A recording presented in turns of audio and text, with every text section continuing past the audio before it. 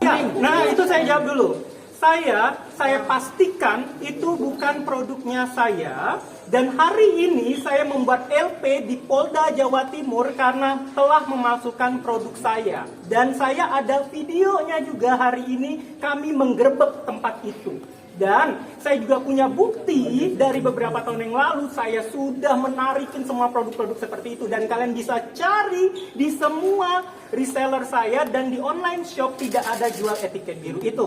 Dan saya bisa pastikan hari ini saya buat LP orang yang memasukkan itu. Dan kalau dia seandainya tadi mengatakan seperti itu, di live ini saya juga bisa bertanya, menuntut kenapa dia bisa memastikan itu produknya saya. Dia beli melalui reseller. Ya itu dia, makanya saya bisa pastikan kalau itu bukan produknya saya dan itu tidak resmi. Dan bahkan saya merasa dirugikan malah saya buat LP. Cari tempat dulu yang lebih bagus. Cari tempat dulu. Nggak ketemu ya?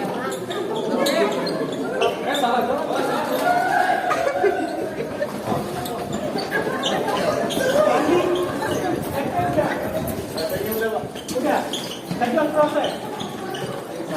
Ya, ada video ngerebeknya Depan dong, nggak bisa ketemu. Dia nggak tahu fotonya. Udah di sini aja. Aduh, tapi katanya dibilangnya pada Munduran dong. Munduran. Dokter, munduran dokter. Bang. Jangan maju-maju, mundur dulu. Bang, copot aja dulu katanya. Copot aja dulu katanya. Oke. Copot sampai tua. Begitu ya? Dokter Oki izin tadi kan dibilang sama Ibu Hendy apa reviewnya kan dia bilang saya nggak tahu apakah itu produk saya atau bukan. Nah pada saat dokter Oh, saya juga bawa produk loh. melakukan review dan tes itu apakah belinya di official nggak sih official juga kayak Ibu Hendy dok?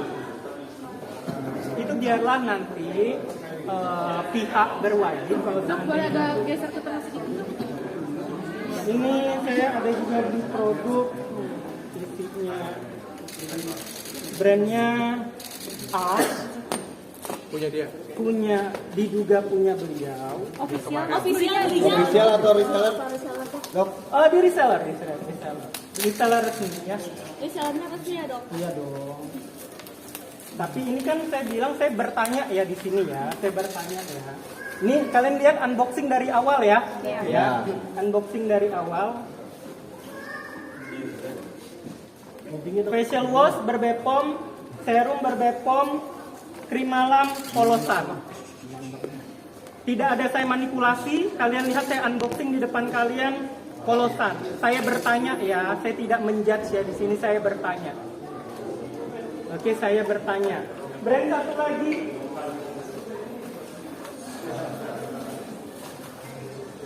Di depan kalian saya unboxing. Ini masih terkunci semua ya. Saya bertanya juga di sini.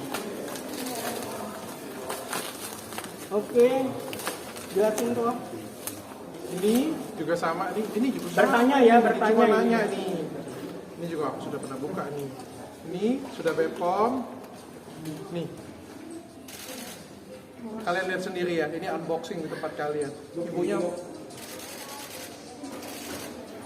Bertanya Polos ya ya? ini, kami hanya bertanya, tidak mau polosan. judgement.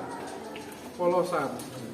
Aduh, sebenarnya kita pengen ketemu ya. Pengen ketemu Mau langsung. bertanya tadi langsung di depan beliau. Kata beliau bilang nanti dokter masih pesen bareng di. Oke, Nah, nah itu itu. pertanyaan bagus. Itu yang aku ngomong, sebenarnya itu adalah pengarahan opini yang dari tadi ya. Kita ini kan ngebongkar, kalau kita ngebongkar sesuatu, itu pasti ada perlawanan, entah apapun itu.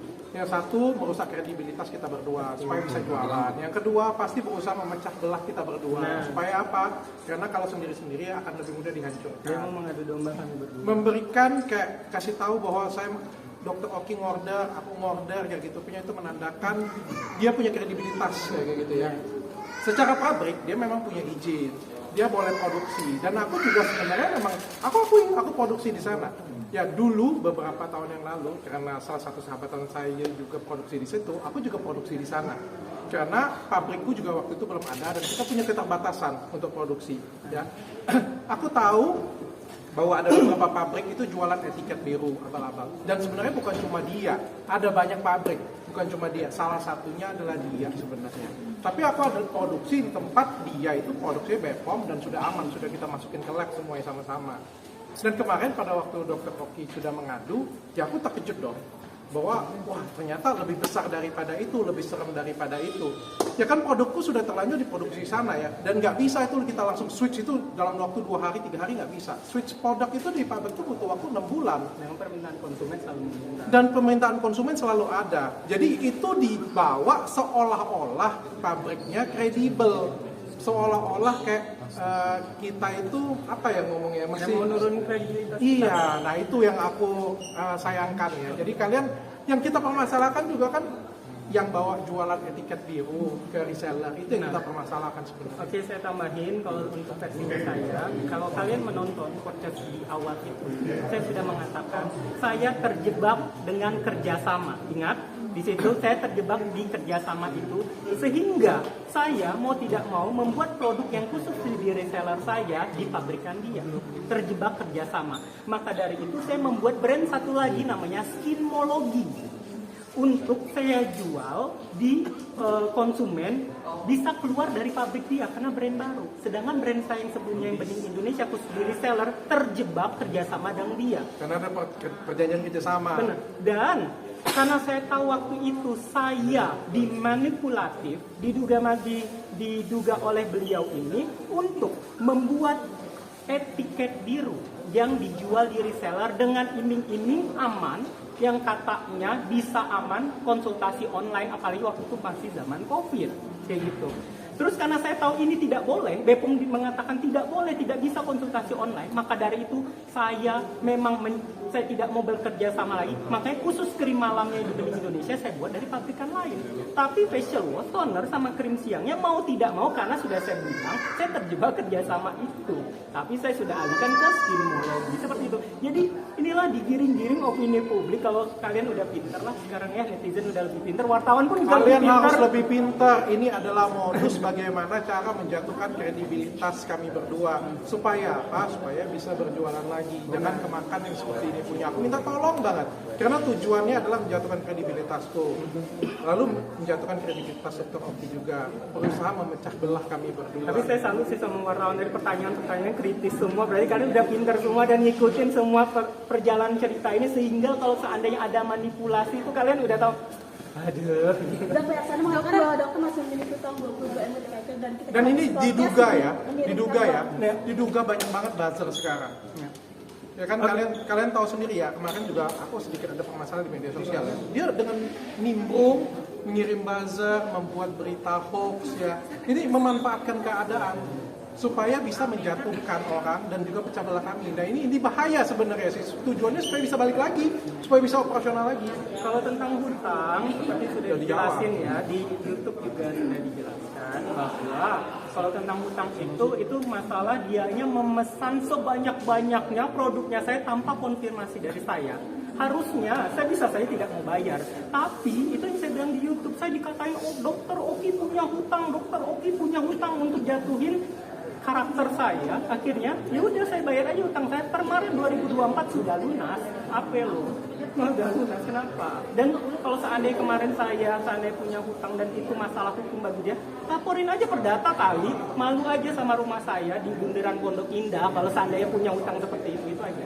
Katanya masih diperbayar per tanggal 24 September itu gitu. Itu yang orderan yang dia bilang Dr. Oki masih order. Itu yang saya bilang tadi, yang saya terjebak kerjasama itu.